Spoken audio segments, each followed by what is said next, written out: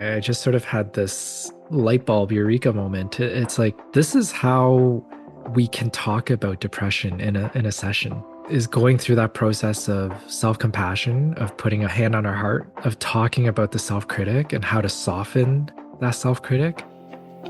Hello and welcome. We're so glad you're tuning into the Taking Good Care show. I'm Dr. Andrew Wong, based in Toronto, Canada. And I'm Dr. David St. Arnaud, based in Edmonton, Canada. We're two practicing psychologists with over a decade of experience each, working in a variety of settings and supporting diverse populations. Thanks for joining us. We hope you enjoyed today's episode. While we're both practicing psychologists, our podcast is intended purely for educational and entertainment purposes. It's not a substitute for professional mental health care or treatment. If you're in need of support, we strongly encourage you to reach out to a licensed mental health professional in your area. Good morning, Andrew. Good afternoon, Dave. Time difference again? Oh, yeah. And we had a big snowstorm here for me this morning. I had to shovel the snow for the first time, and traffic was not great. So we're full on into winter now, I think. This seems late for Edmonton. I remember being out there in October, there would be snow and kids trick-or-treating in their snowsuits. Sometimes May long weekend we have snow. So yeah, it varies, but it's held off until now. And but it's a bit kind of fitting for our topic today. It is. Days are short, winters are long. I don't know about you right now. Just the other day, actually, I was waiting for my 4:15 client, but it was actually only 3:15. But I was so disoriented because it was so dark outside already. It was already a dark day, and yeah, it was just completely thrown off. Absolutely. Yeah, the kind of darkness, and the impact that has on our mood and even our energy levels and things like that. The seasonal affective disorder, we're not going to get into that today, but you know, we are affected by everything around us and seasons changing. For some people, there's a positive association to it, right? And it brings positive, feelings. But for a lot of people, this kind of darker days, gloomier, colder, kind of stuck inside more, less sunlight, right? Less Yep. vitamin D. So we are going to talk about depression and leading up to the holidays. And we're going to have a couple of episodes on depression. We're going to focus more on therapy, talk therapy, psychotherapy, treatment for depression, or ways to cope with depression. And we have an episode with Dr. Michael Martina talking more about psychiatry and medical and brain stimulation options for depression. So stay tuned for that. That'll be coming out next. Yeah. And for those who remember, Dr. Mike was on previously to talk about psychiatry and mental health and the importance of psychiatry. So he's graciously provided time again to us. So that'll be awesome. But depression, like the whole topic between depression and anxiety, I think like these are probably the two most broad areas of mental health that people focus on. Even when I think about the number of referrals that we have for adults and teenagers and even children that come because their parents or self-referrals come because they're saying, oh, I'm depressed or I have anxiety or my child has anxiety and depression. This is probably the two largest areas that we see. For sure. And it has a huge impact, right? It'll affect people's ability to work, to be with their families, to even just, eat healthy and do positive things for yourself. So I think it is something that people reach out for help when it gets to a certain point. But it's also a misunderstood. There's a lot of myths. There's a lot of, kind of pop psych stuff out there. So hopefully we can demystify some of this, speak more to, maybe when you should be looking for professional help or when you might just kind of keep working on things yourself for a while. And I think having this episode before Dr. Martina's episode, Mhm. just in terms of staging what you might try, it most people will go in this order, right? Yes. And so, yeah. Yeah. And I think there's often a different stages, at least I see in my practice, of when people will come seek help. I think when we talk about myths, Dave, you mentioned, there's a lot of myths, and hopefully we can demystify or destigmatize some of these. But Often I hear that depression is sadness and they just associate with sadness, or sometimes that, depression equals weakness. And that's one of the most common things that I will hear is that I'm weak, I can't get through this. Why is it that I can't and other people can? And I think it's really important for listeners to understand that depression is not just sadness. There's a lot more to depression. It doesn't just impact our emotions. And if we're just talking about sadness, that's our emotions. But there's also the social side to depression.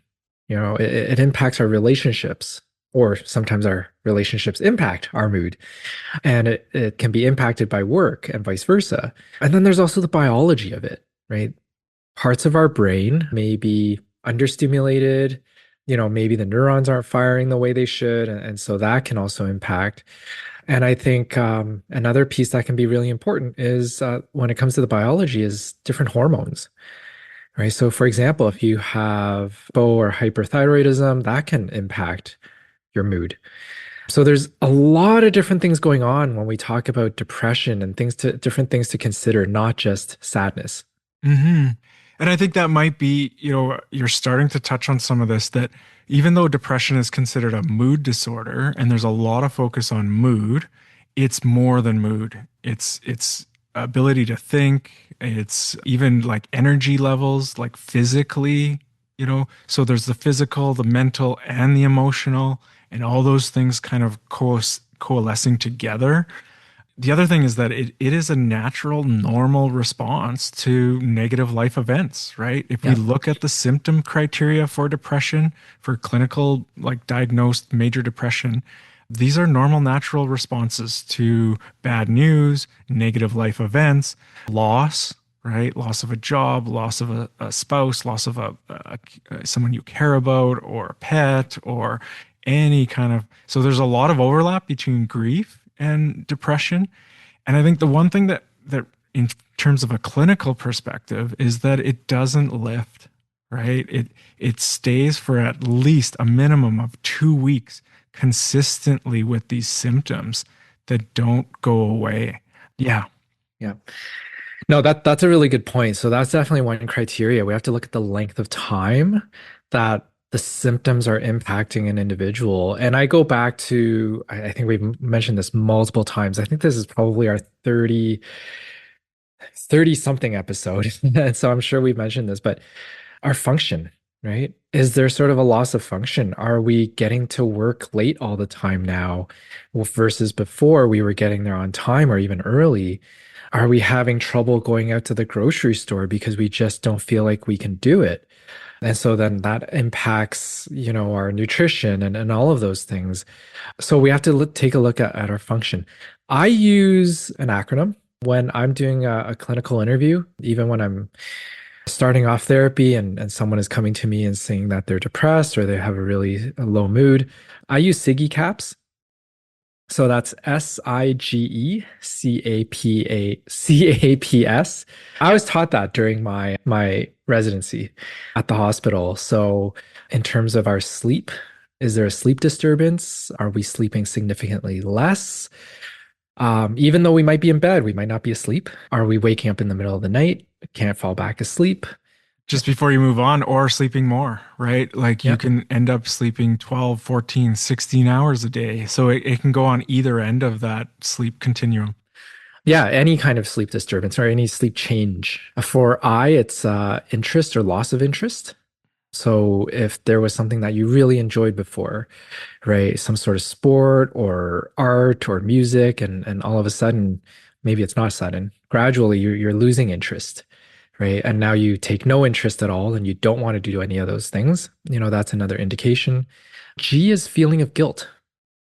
Right. So this feeling of guilt, and sometimes that feeling of guilt just sort of sneaks up. It's like you never felt guilty before about that particular situation, but now you are tearful. You think about it for, hours on end, and now it's really impacting you.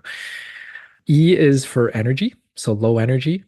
Going back to my example, we don't want to get out of the house. We don't care to go get groceries. We may not even have the energy to do laundry. We're just feeling really low energy all the time. C is for concentration or change in concentration. So we are now losing our focus more readily. Maybe you're sitting in your office, maybe you're in a meeting, and instead of focusing on the meeting, you are now focusing on something else, or, maybe not focusing at all, just doodling, looking out the window, just not feeling like yourself. A is for appetite. So if there is a change in appetite, perhaps you are not eating as much, maybe you're eating too much. You may also look for significant weight loss or weight gain in recent months or weeks. So that's another indication. P is for psychomotor agitation. So the feeling of restlessness, right? Sitting on the edge of your seat all the time. And for me, an indication of that is when clients will tell me that like certain aches and pains are coming because they're so rigid or tense. And, even when you think about sitting on your chair, if you're always sitting tensely at the edge of your seat, like that will start to play on your posture and you might start to get some aches and pains. So Siggy Cap, that's Siggy Cap for me. The one I do like to add at the end is an L for libido. A lot of people forget about libido or sex drive. So has there been a significant change in your sex drive or your libido? So Yeah. there's a rundown of what I do. That's great. I was taking notes as you were running through that. I think that's a great kind of check for a lot of the listeners even to go through and say, and we're looking for marked changes in these areas, right? And Yeah. so most people typically have kind of a baseline. And again, it's how long does this last for, right? Yeah. And oh, I forgot one too, suicidal ideation. Yes. So that's a significant one. Now, not everybody will have suicidal ideation. You may have a cluster of the other symptoms, Hmm. but suicidal ideation certainly, as the depression becomes more severe, we definitely want to take care of that. For sure. And I think you can see how these things could feed into each other and create this feedback loop or this downward spiral. And this is what I see a lot of times. It's that, someone has a death in the family. And of course, their appetite changes, their sleep changes, their energy changes. All of these things happen naturally when we have these events happen. But then it stays around because they started drinking more alcohol to cope, and they started, maybe not going to the gym anymore and eating food that had more sugar in it to help kind of get through this time because they didn't feel like cooking anything, right? And then Hmm. these kind of behavioral changes, these changes that can happen naturally, just become more of a habit and they stay with people. And so, yeah, you don't feel like exercising when you haven't slept or when you don't have any energy. But actually reversing that cycle is a lot of like what the therapy will be focused on, the kind of behavioral activation that we talk about. And that's just a fancy term for like doing something you don't feel like doing, but that it actually leads you to feel better after, even if you didn't expect that. And that could be something like just going for a walk outside. Now that you've mentioned that, Dave, behavioral activation, this sounds easy, Hmm. but man, when I bring it up with clients, it is tough as a first step. And I'd love to know your take on it because when I work with whether they're young adults, even teenagers, like to say, you know what, let's get outside for 10 minutes. The look on their face is like, I don't wanna. Yeah, you're asking them to climb a mountain, right? Yeah. And for people that aren't depressed, it's like, well, what's so hard about that? Just, put your shoes on and go outside. Yes. For someone that can't get out of bed, that hasn't showered for a week, that, is eating food that's in their pantry because they weren't able to go to the grocery store. Sometimes just starting with like, how did you get here for this appointment today? Right? And looking at that, and that might be took all their energy. And Yeah. so, yeah, I think, even just starting a list of like, well, what do you think you can do? And then building that kind of agency or even support, like social support. Can someone meet you for a walk, right? Can someone meet you at the gym, right? So that you're both like working on this together. And that's where like support groups and self-help groups like that can be really helpful just to kind of, Yeah. yeah, The support social people. support, right? The social support. That's the other piece I always ask about is one social network. So yeah, we will ask about, how active somebody is, but also like where do you gain support?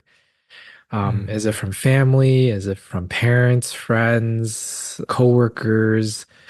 And again, somebody who's really struggling, by the time they get to us, they've been struggling for a while sometimes. And, for maybe a few months now, they haven't connected with a friend, Yeah.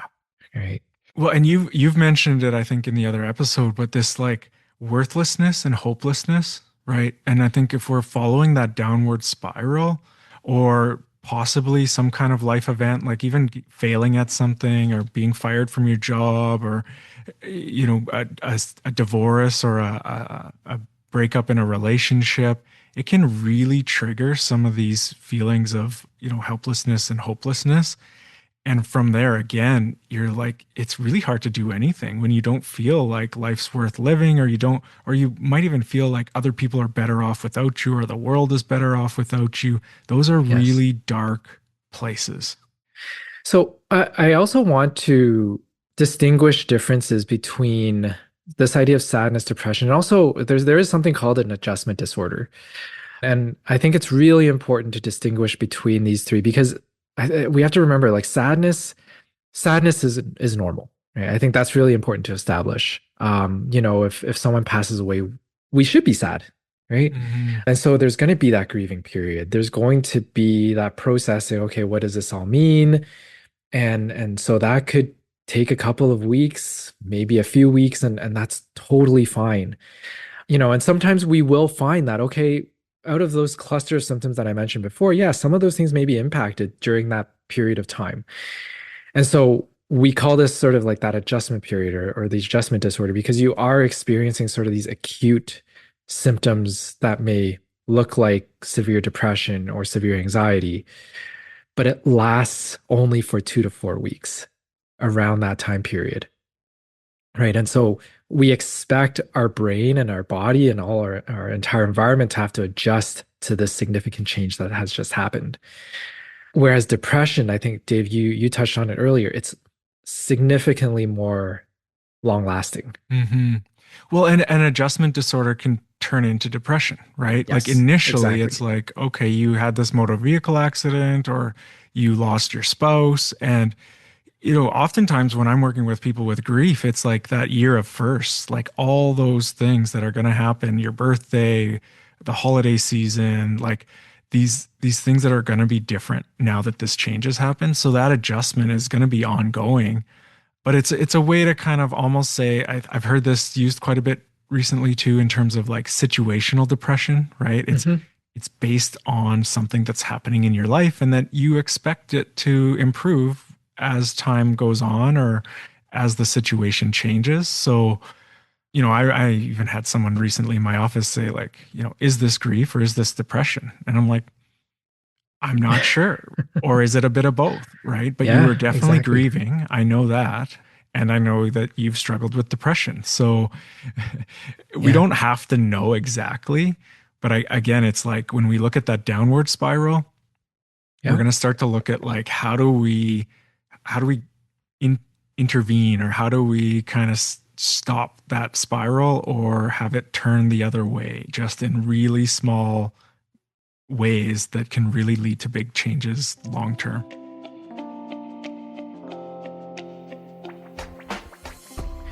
So I guess within our profession, Dave, now that we've sort of established, what is depression, we've anchored it, our profession, therapy, right? Clinical psychologists, a lot of different ways to talk about therapy. We're going to have Dr. Mike come back and talk about, the medications that may be involved in different other innovative ways to treat depression. But, therapy is another modality of treating depression. So there's this other myth that's often out there that, if I talk about it, if I think too much about it, it's going to make it worse. I'm going to feel worse. Like, why do I want to bring something to the surface that could be painful, that causes sadness and discomfort? Why do I want to talk about it? Isn't Hmm. that just going to make it worse? Well, it could. I think there's even been some research that shows, like, done the wrong way, just commiserating with all the bad things that are happening in our life can actually lead us to feeling worse and feeling more hopeless and more helpless.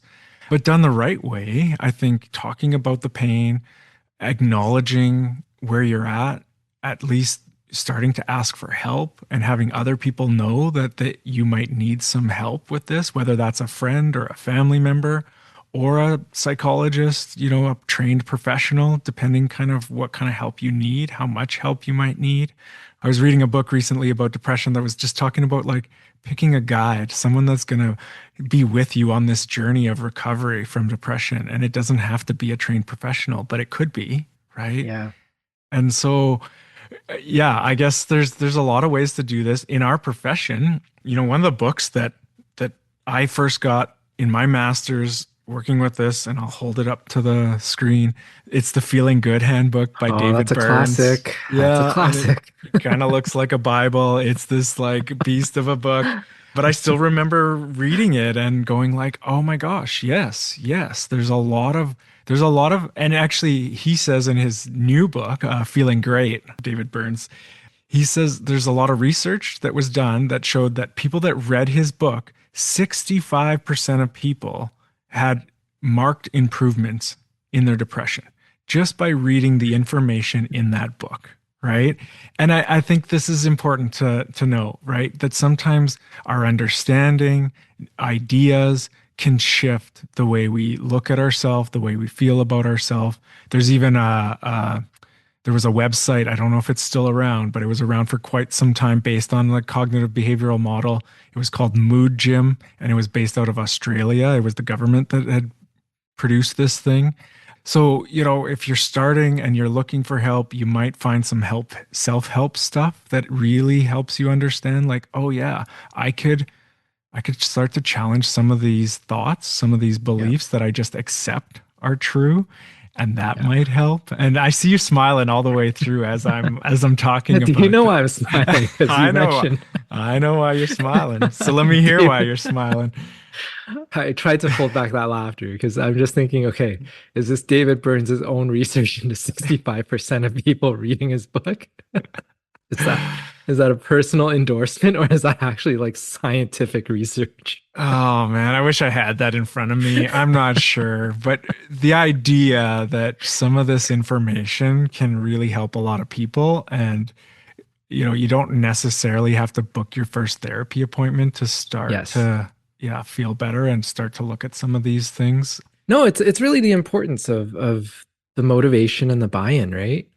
And I think we mentioned this before. We'll have to do an episode on motivational interviewing, but it's one's motivation for change and like whether it's connecting with somebody, a therapist, a doctor, a book, right? If you have that buy-in to that thing, it can really propel you in terms of treatment and moving forward. Absolutely. Yeah. And I think we've talked about this before, but sometimes we forget that sometimes there's motivations not to change, right? And that Yeah. there's potential losses that will happen if someone gets better or changes. So asking that question too, like what will you lose if you're not depressed, right? If things improve, mood, cognitively, right? So Yeah. yeah, it's an Yeah. important factor to consider and not just assume that it's all good if someone changes, right? That's the other piece too, is this idea of change and how quickly it comes. The number of people who at first come into my office, especially maybe the young adult to the adult population, where they come in and they just want to be quote unquote fixed with their depression, right? With this idea that we can immediately give them the tools and the exercises that's just going to help them quote unquote snap out of it. Hmm. Like it's such a myth that we'll just snap out of that depressed state when we talk about those cluster of symptoms. Like there's no magic wand that's going to be like, I'm going to sprinkle some fairy dust on you and then you're going to be eating like you were before, or you're going to Hmm. find that energy right away after this particular session.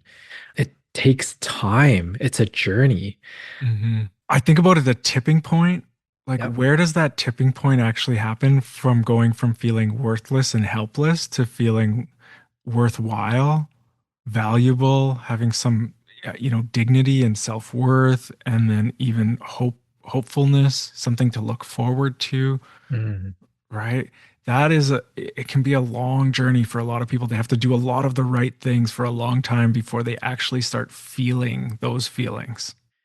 And then when you tell people that, just the look on their faces sometimes like, oh my goodness, it's going to be a process. I'm not just going to snap out of this. I think you bring up a couple of really good words, hopelessness and self-worth, Hmm. right? To build that, it takes time. The idea of self-worth or building one's self-esteem, I sometimes see it as an investigative or sort of like going through the treasure chest of things. Where is that self-esteem? Where is that self-worth? And for everybody, I think it's very different. Some people find self-worth in what they do through their work. Some people find self-worth in their talents, if they're really good at arts or music or sports. Other people find their self-worth and purpose in, you know, being with family and friends. And that's what they really strive to do, is to really fill those buckets, being with other people. So looking for values, what does that person value? What do they want to build on? How do they want to grow? For me, that is sort of the building blocks of finding one's self-worth and self-esteem.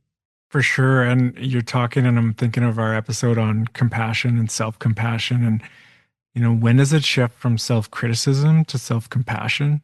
Right? Because there is a lot of harsh self-critics in a lot of people's minds, right? And when they fall, when they fail, when they make a mistake, when we make a mistake, when I fail, right? The voice, the thoughts, those automatic thoughts, right? That can be so harsh that, a lot of like the Paul Gilbert's stuff about, recovering from depression really focuses on that. Like we're all going to fall, but are we going to kick ourselves when we're down, or are we going to kind of acknowledge the fall and, take care of our wounds and Yeah. then get back up? Those negative automatic thoughts, right, is like constantly seeing the glass half empty Hmm. and just jumping to the most negative conclusion that we can make. And all the should statements, right? I Hmm. should have done this instead of that. I should have made that decision. I shouldn't have studied in that area. I should have done it. It's living in that should state. Hmm. And it's so challenging. Oh man, you're like bringing up a ton of like experiences in therapy where almost like I'll have an idea of like, oh, you can try this or work on this. And the response is, I'm such an idiot. I'm so stupid. Of course. Like, why didn't I think of that? Right. And I'm like, hold on. Like, what is happening right now? Right. Like, even something positive can be twisted into something negative when you're feeling down, when you're feeling upset, right? And so, David Burns stuff, it's a big focus on like how we think affects how we feel, and changing the way we think can change the way we feel. But the opposite is also true. How we feel affects the way we think, and looking at that. Exactly. One exercise I actually do quite a bit because I think it's very interesting for individuals who are really harsh self-critics. I will have them draw a picture of that critic. Hmm. And it's so interesting because there are a handful of occasions when people have drawn themselves. Others have drawn perhaps a family member.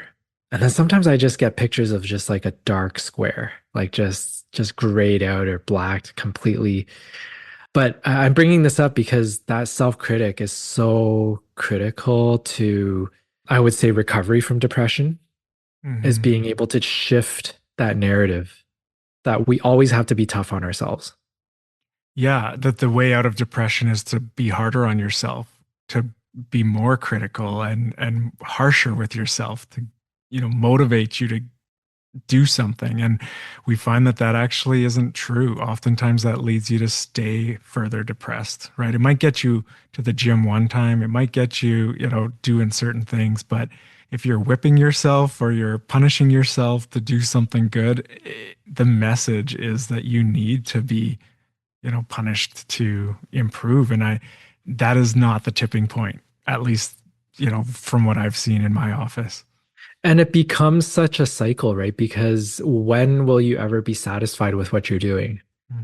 Right? If you keep whipping yourself to do better, at least that's the narrative.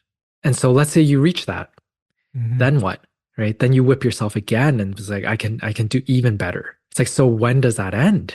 At the core, you believe that you are bad and you need to be, forced to do good things rather than it coming naturally. And I think that that's stuff that I've talked about before with the Good Inside book with Dr. Becky Kennedy, like Mhm. actually putting a hand on your heart and saying like, I'm good inside and I'm struggling right now, right? Like both those things can be true. Yep.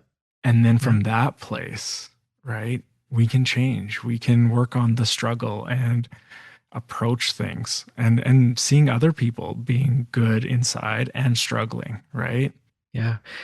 I think as we're talking right now, I just sort of had this light bulb eureka moment. It's like, this is how we can talk about depression in a session, right? Is going through that process of self-compassion, of putting a hand on our heart, Hmm. of talking about the self-critic and how to soften that self-critic, Hmm. right? When I talk about that picture that people will draw, I will ask them, oftentimes that picture of the self is like a scowl.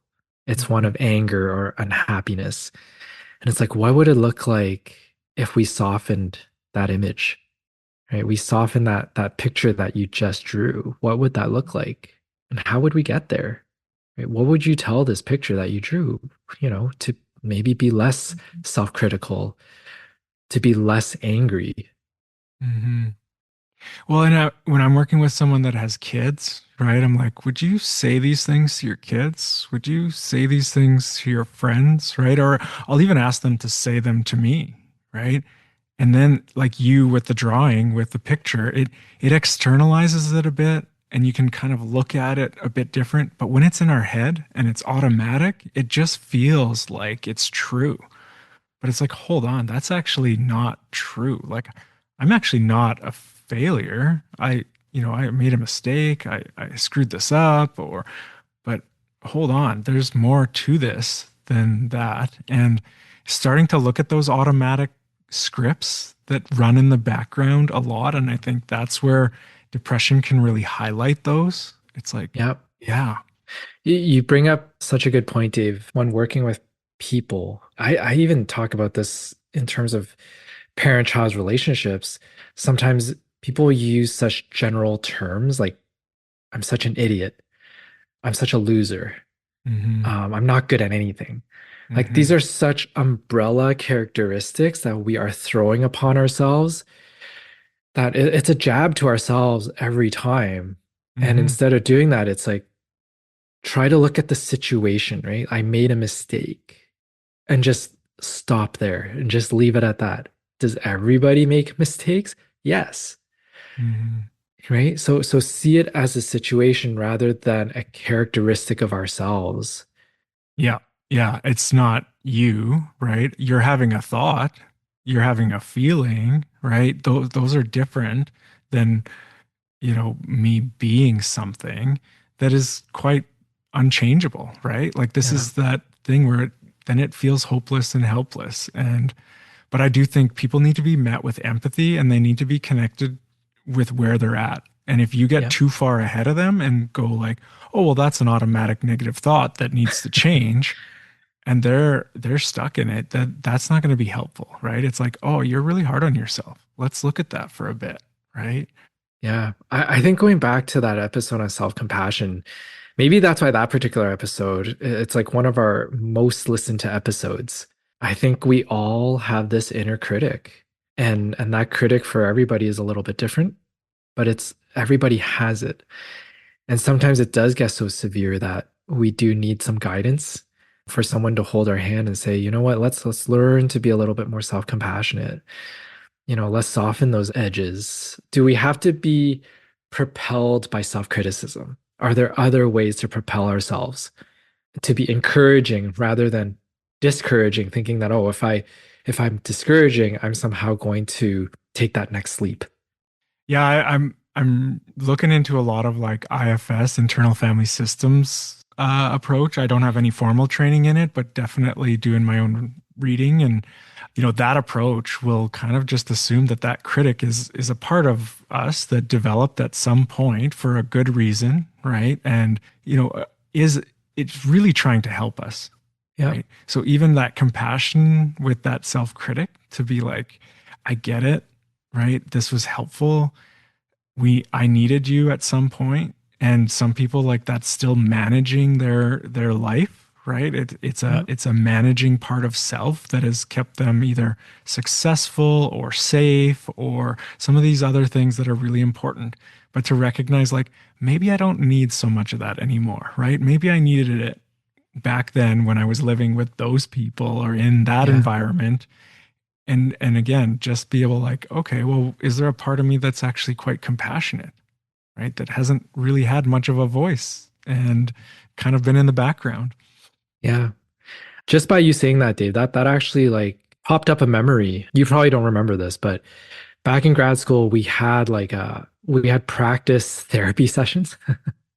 And I think you and I were partners at one point, and I think it might have been Dr. Bill Welton at the U of A. Shout out Dr. Welton, who was sitting in, and I think you were practicing therapy on me.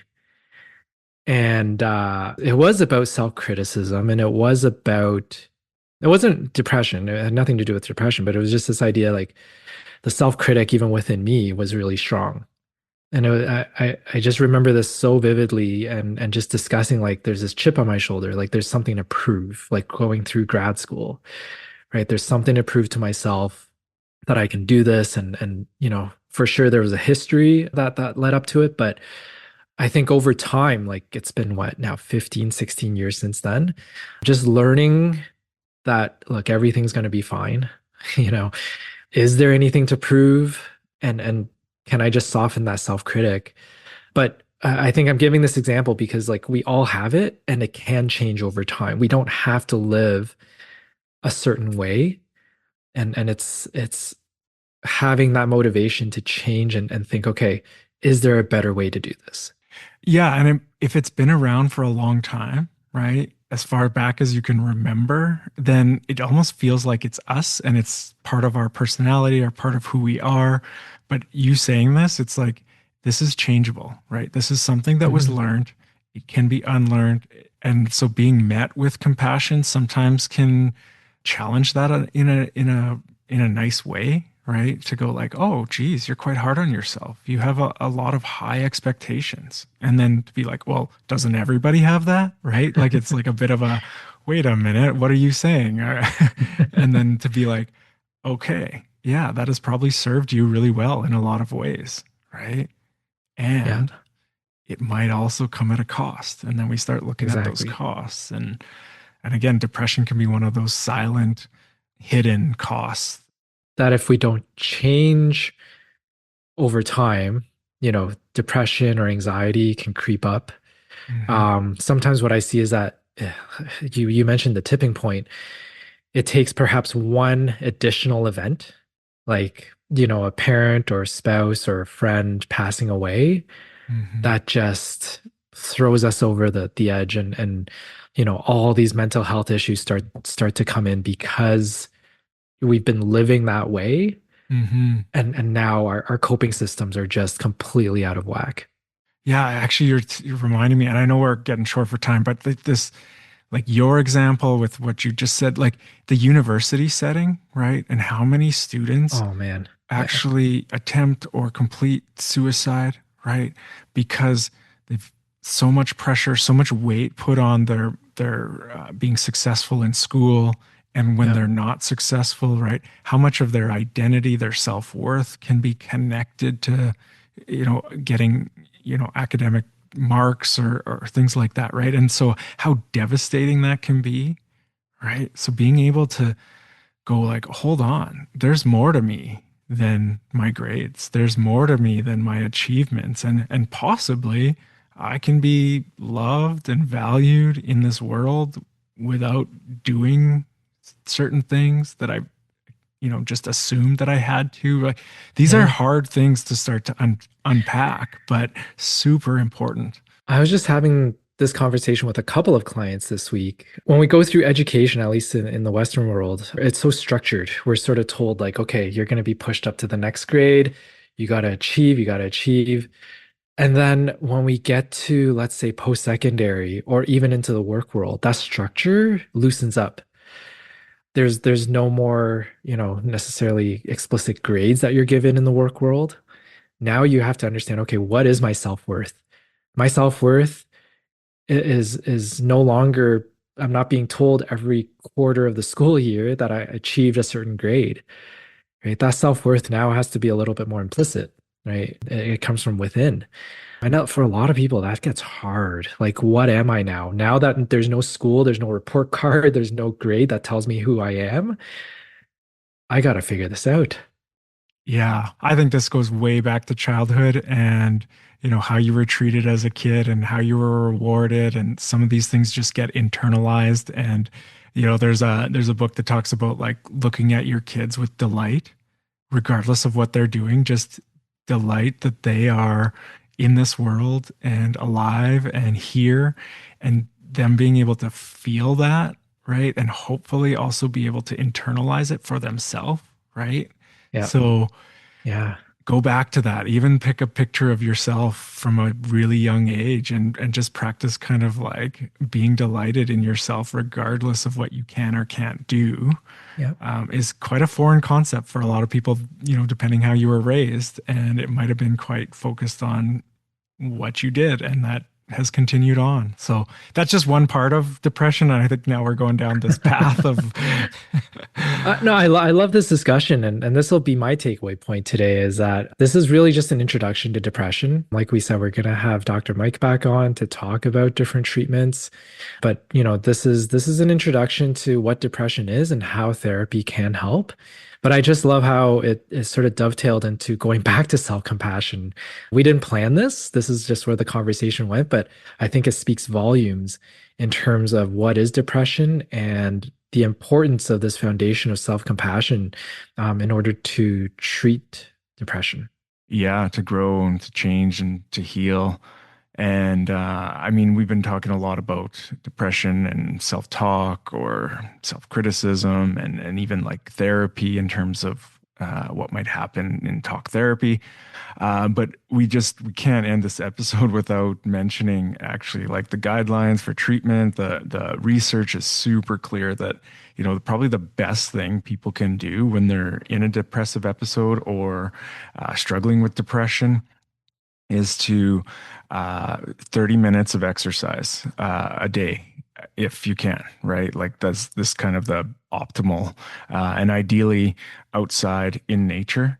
So uh, getting your body moving and starting to battle the depression that way is probably the number. Like we talk about these as like lifestyle changes that are important in terms of, adding to talk therapy or medication, or, so um, yeah, and nutrition is the other one. So cleaning up your diet and eating more whole foods and healthy foods rather than the sugars and the quick foods that actually, don't help us feel a lot better. So at least not in the long term. So yeah, that's kind of my takeaway. I wanted to just add a bit, I guess, to the end of this. I think we can keep talking about depression, and we are going to, but I did not want to miss the fact that exercise and diet should be absolutely part of the recovery process. So, thank you. Take good care. Take good care, everyone. And if you enjoyed this podcast, this episode, feel free to like, subscribe, follow, leave us comments, send us questions. We love that. Take care, everyone.